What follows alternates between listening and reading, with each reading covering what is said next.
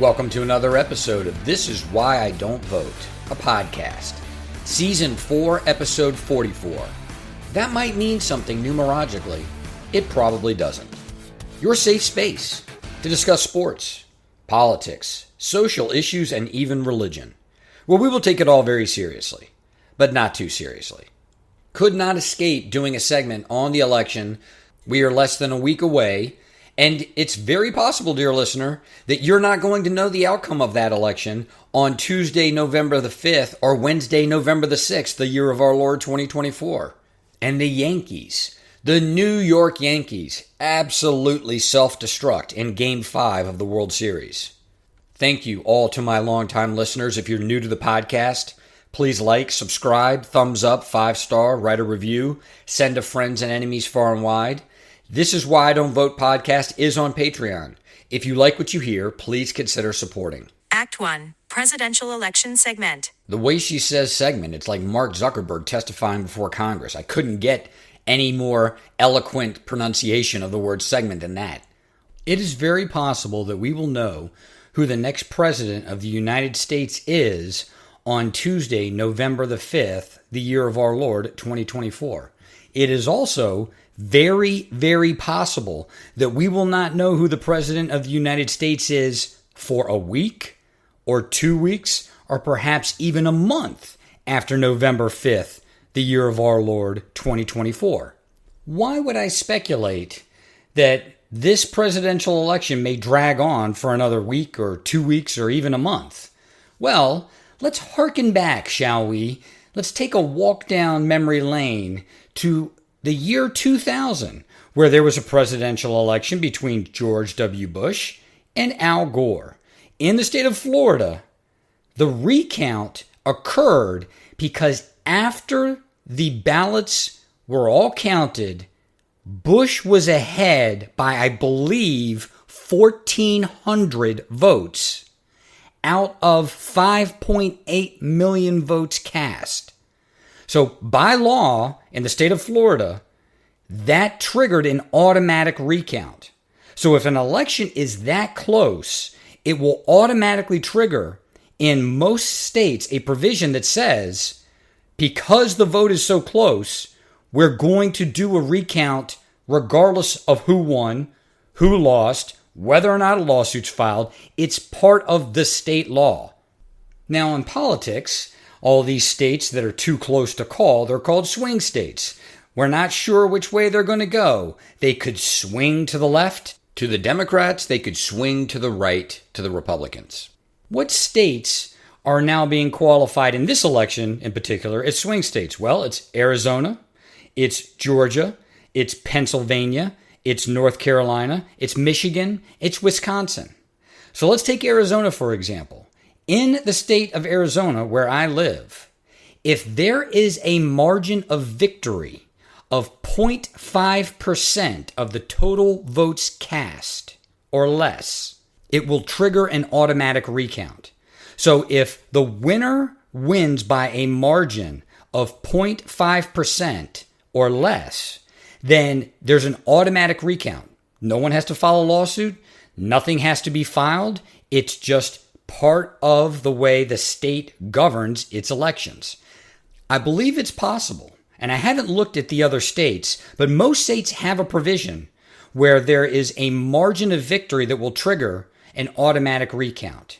And I haven't checked, but I would imagine that the states of North Carolina, Georgia, Pennsylvania, Michigan, Wisconsin, they have these automatic recount provisions. So if any one of these states has a margin of victory, like the state of Arizona, of 0.5% of the total votes cast, it's going to trigger an automatic recount, and that recount will then be scrutinized like the recount was in the state of Florida in the year 2000. Do you remember what a fucking cartoon, a dog and pony show that whole event was? Most people have blocked this out of their minds. It was a carnival.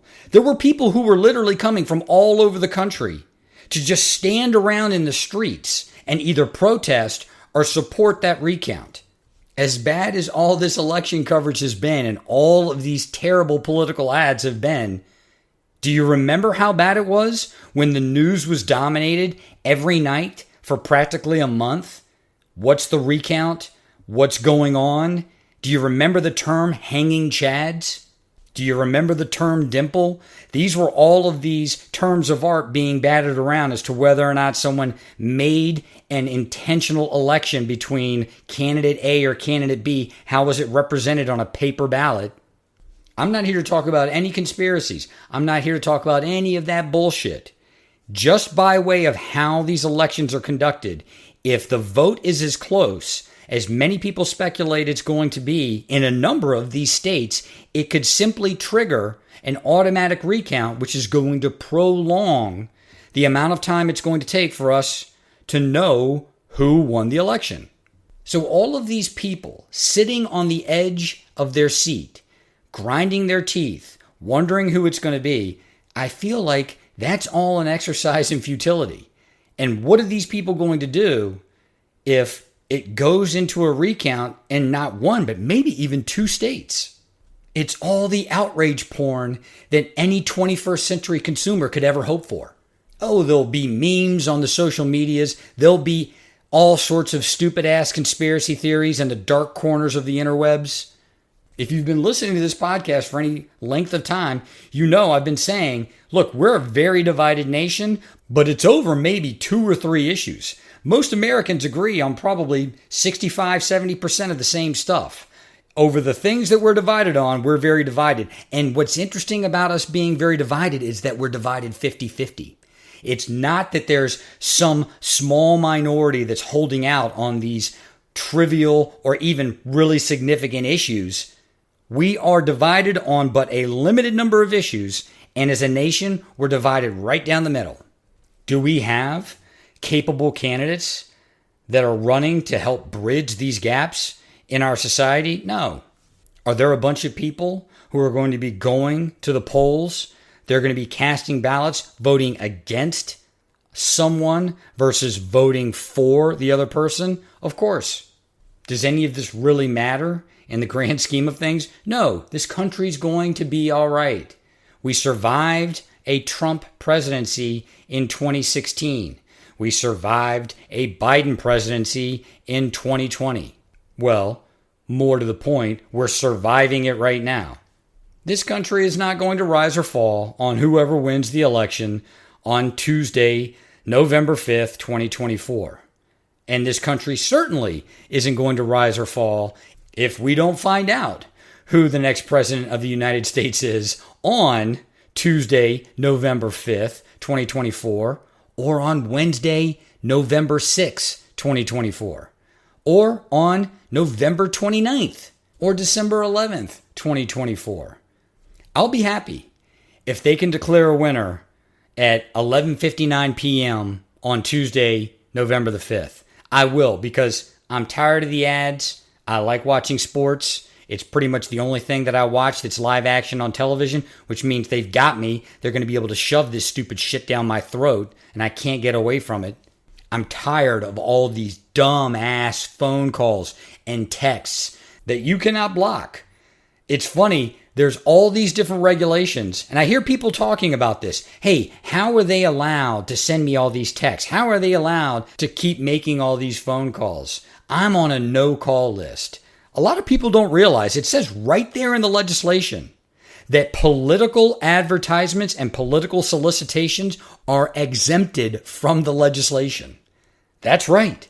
These phone calls that you're getting over and over again for a political candidate where you block the number, these texts that you keep getting for a different political candidate where you keep blocking the number or putting it into a junk file, they've got 10,000 numbers. It's going to keep coming, and it's not against the law.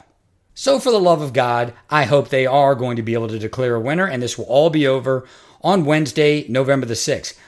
But the point of the segment is there is no conspiracy. There's no fuckery with the polls or with a voting machine or anything like that.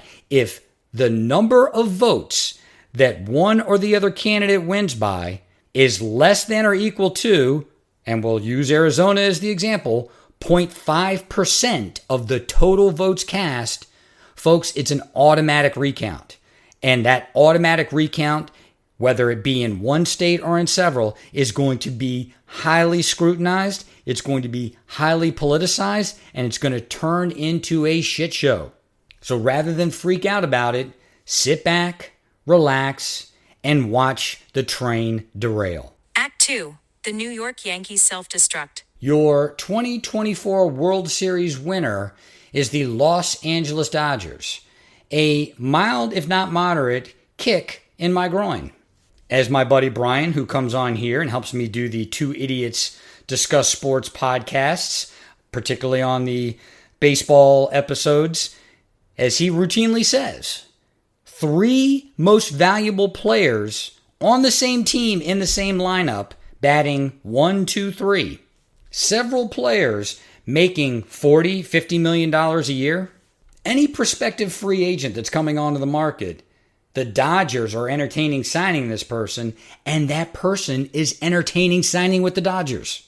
My buddy Brian likes to say you can't buy a team to win a championship, but sometimes you can. Sometimes it does work out. And unfortunately for us baseball fans, it has worked out for the Los Angeles Dodgers. The only consolation to what is a tragedy is the fact that the Dodgers beat the New York Yankees in order to win that World Series in a game where the Yankees were up 5-0 and were in total control of the baseball game and absolutely self-destructed, absolutely imploded, fell apart in a way that you rarely see in sports ever. The last time there was a calamity of this degree in baseball, it was the Chicago Cubs and the Florida Marlins, where the Chicago Cubs were up 3-2, and in Game 6 had one of the worst, and I believe it was 6th innings in the history of baseball. Editor's note, it was the 8th inning. The 8th inning. And that calamity has been dubbed the Bartman game. Steve Bartman, a Chicago Cubs fan, reaches out to catch a foul ball, and Moises Alou believes that he was going to catch that ball for the last out in the inning. And unfortunately for one Steve Bartman, his perceived hand coming in and obstructing Alou's ability to catch that ball has been blamed for that terrible inning, when in fact, the shortstop, and I'm not going to remember the guy's name off the top of my head, he made a terrible error in the inning. Editor's note, that's Alex Gonzalez. Alex Gonzalez. There were multiple gaffes by the players in the field. The inning leads to the Cubs losing that game, and although there was a Game 7 to be played and the Cubs led in that Game 7, they ultimately lost that game at home to the Marlins, a Marlins team that went on to win the World Series.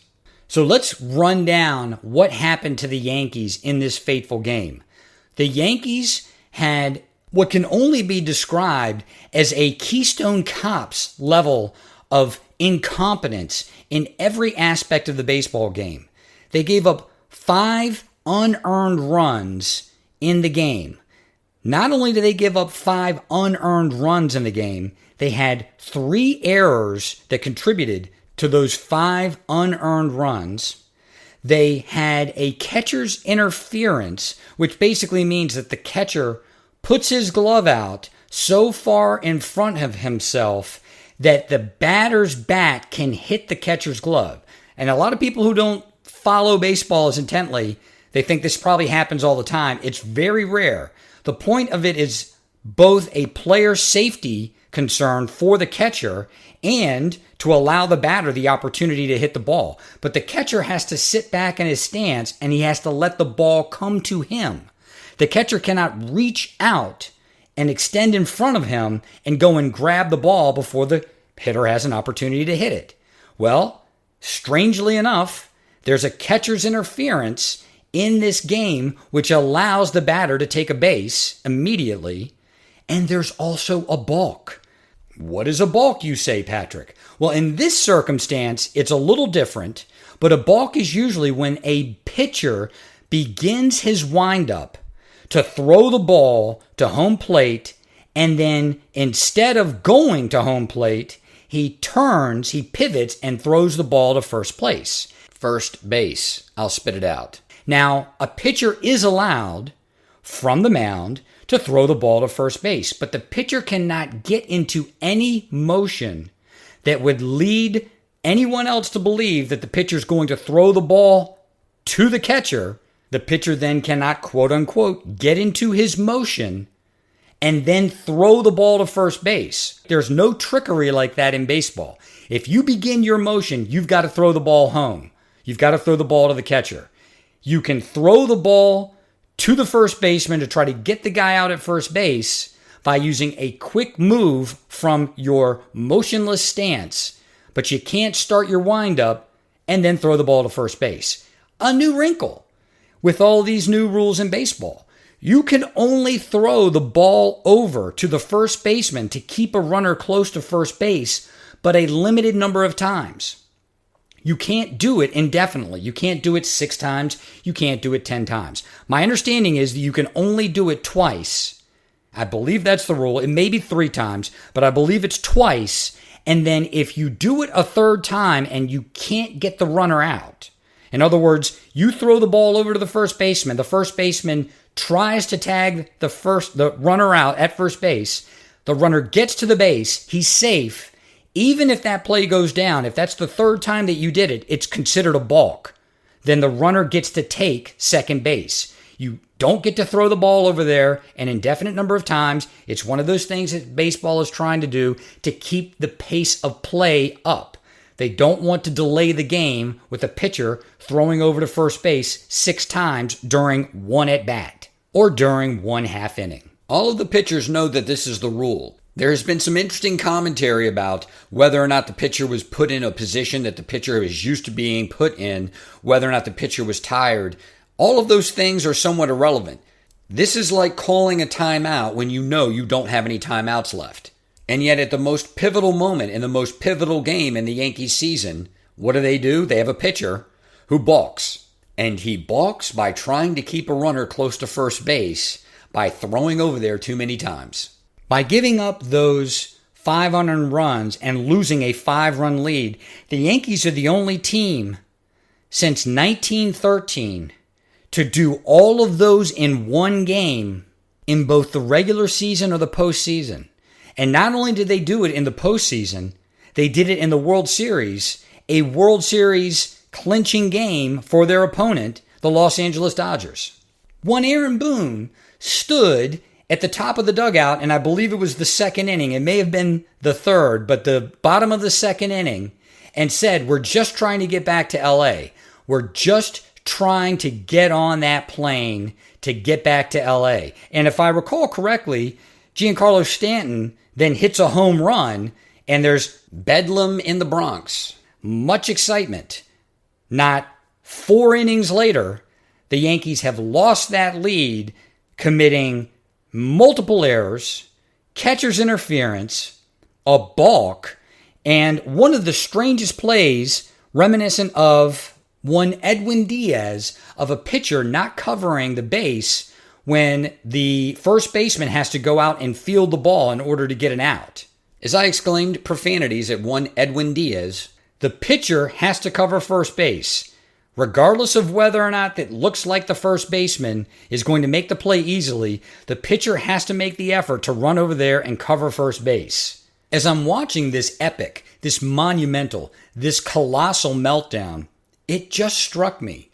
The Yankees have been that beautiful, that intelligent, that articulate, that classy woman of Major League Baseball for years. And the Mets have been that classically attractive stripper who's not that articulate, who's not that well-versed in literature or art or music. She's attractive to look at, but you know that she's a walking disaster, a hot mess. And it struck me after this once-in-a-generation type meltdown, my God, the Yankees have adopted the persona of Lol Mets. They are laugh-out-loud Yankees.